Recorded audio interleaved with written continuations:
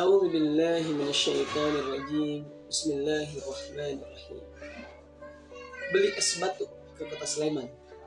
Malu itu bagian dari iman. Assalamualaikum warahmatullahi wabarakatuh. Alhamdulillah, wassalatu wassalamu ala rasulillah wa ala alihi wa mawala, amma ba'du. Sahabat-sahabatku yang dirahmati Allah Subhanahu wa taala. Rasa malu itu dimiliki oleh setiap makhluk Allah. Kenapa? Karena makhluk Allah ini Allah tugaskan untuk beribadah. Binatang, hewan, tumbuhan, semuanya punya rasa malu. Apalagi manusia. Mereka akan malu kalau seandainya tidak beribadah kepada Allah. Mereka akan malu kalau tidak bersujud kepada Allah, tidak berzikir kepada Allah. Dan termasuk manusia. Kalau seandainya manusia memahami hakikat kehidupan, dia tahu siapa yang menciptakan, dia tahu tugasnya di dunia ini, maka sejatinya ketika dia tidak melakukan apa yang Allah perintahkan, maka harusnya dia punya malu.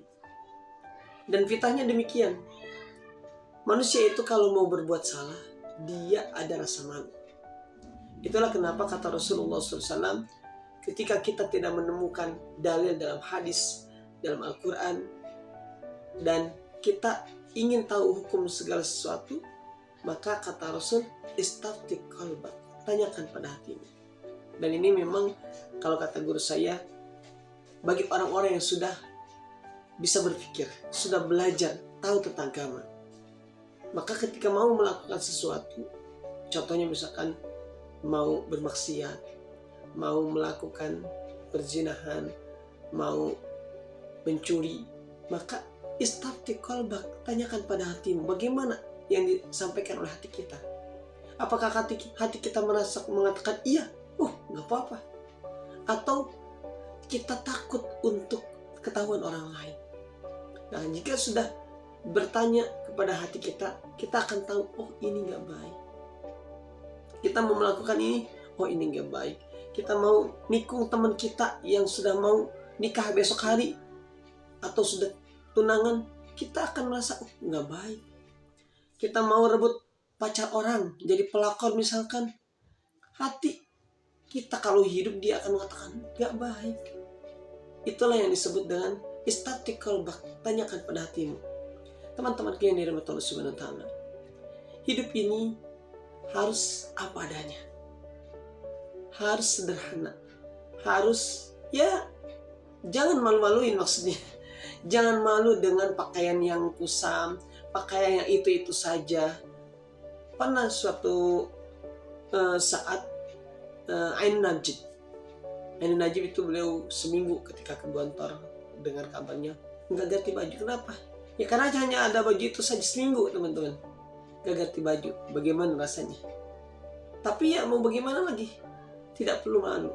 Kalau dulu Sayyidina Umar radhiyallahu anhu, beliau seorang Amirul Mukminin, teman-teman. Kalau hari ini presiden kayak Pak Jokowi, kemudian sekarang Pak Prabowo, atau Biden di sana ya, di luar negeri, Erdogan di Turki, atau di mana saja, ketika mau melakukan perjalanan atau memakai pakaian sehari-hari, Umar bin Khattab kagak malu. Misalkan bajunya itu lubang, dia jahit. Kemudian kancingnya terlepas, dia jahit. Dia nggak perlu ganti baju dengan yang lebih baik untuk misalkan acara pertemuan. Tapi beda dengan hari ini. Jangankan presiden lah, kita.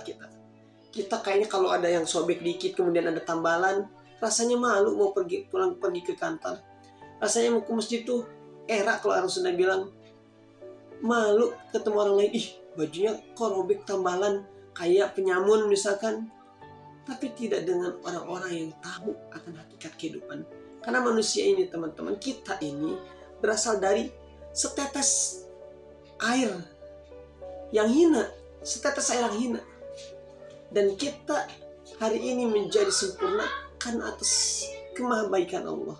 Dari setetes yang hina kita dijadikan segumpal darah, kemudian janin, dan kemudian menjadi manusia seperti ini.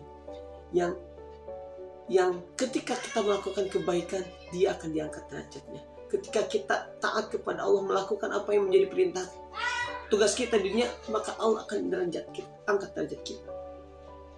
Dan apalagi kalau misalkan kita sedang benar-benar gemar menuntut ilmu, gemar mencari ilmu yang memang itu perlu untuk kita miliki.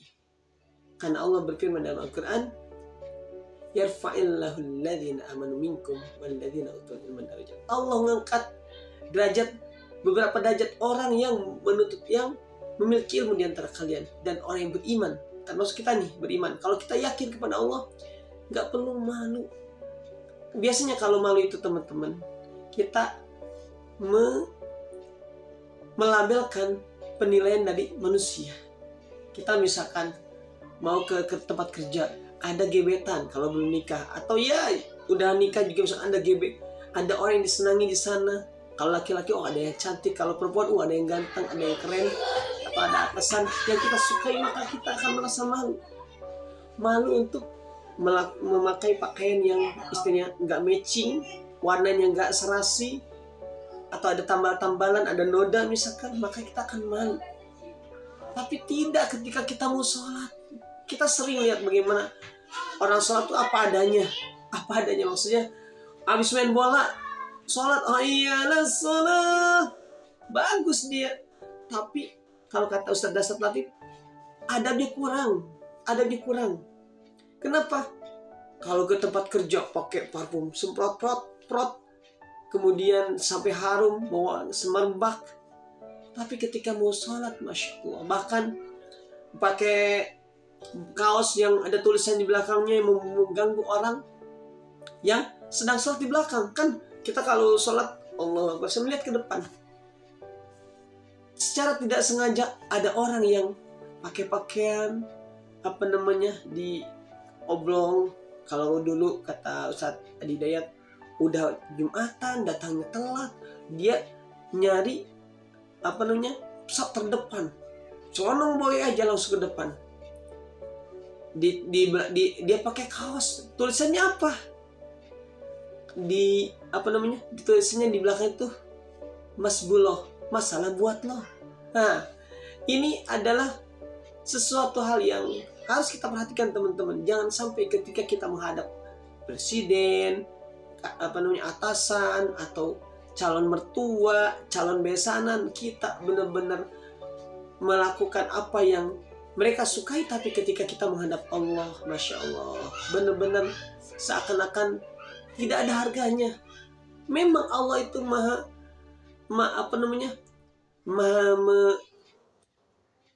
memahami ya. Allah maha memahami. Tapi innallaha yuhibbul jamal. Allah juga suka keindahan. Itulah kenapa kalau kita mau sholat, disunahkan pakai parfum, pakaian yang merapi. Kalau Jumatan, bajunya putih. Itu bagian daripada innallaha yuhibbul jamal. Allah tuh suka dengan keindahan. Nah, tapi dalam kondisi tertentu, Allah juga menyukai orang yang hidupnya sederhana. Sebagaimana Rasulullah SAW, dia hidupnya sederhana. Rumahnya sempit, gak lebar-lebar. Kan beda dengan sekarang ya. Rumahnya lebar, bahkan kalau ada tamu tuh kayaknya keeng. Orang sini bilang, mau ke WC aja belok-beloknya. Rumah tinggalnya cuma berdua, bertiga, rumahnya besar. Yang huninya ada yang gak kelihatan. Sehingga kita kalau bertamu ada keburu-kuduk. Apalagi kalau udah malam-malam mau ke WC. Beda dengan Rasulullah yang bahkan sampai beliau sholat qiyamul lail, tahajud saja, kakinya Siti Aisyah sampai mengenai beliau. Dan itulah kesederhanaan. Teman-temanku yang dirahmati Allah Subhanahu wa taala. Malu untuk kita miliki itu adalah bagian daripada keimanan. Sebagaimana yang disampaikan Rasulullah SAW, al-haya'u minal iman. Malu itu bagian dari iman. Mudah-mudahan Allah senantiasa membimbing kita, menuntun kita, dan memberikan pemahaman kepada kita, serta keyakinan kepada kita, dan meneguhkan kepada kita untuk senantiasa malu dalam berbuat maksiat, malu untuk tidak beribadah kepada Allah, malu untuk melakukan hal-hal yang Allah tidak sukai, dan malu untuk tidak berbuat baik kepada siapapun, termasuk kepada yang tidak terlihat, yaitu orang-orang yang sudah begitu berarti buat kita, kedua orang tua kita yang sudah meninggal, sahabat-sahabat kita yang sudah tiada, orang-orang yang memang memiliki andil kepada kita, termasuk pada yang seperti itu. Dan mudah-mudahan ini semua menjadi bagian daripada kehidupan kita di sisa usia kita, karena kita tidak tahu berapa lama lagi kita hidup di dunia, tapi yang pasti kita adalah calon mati. Barakallahu fikum, kurang dalamnya mohon dimaafkan. Salam akal sehat. Wassalamualaikum warahmatullahi wabarakatuh.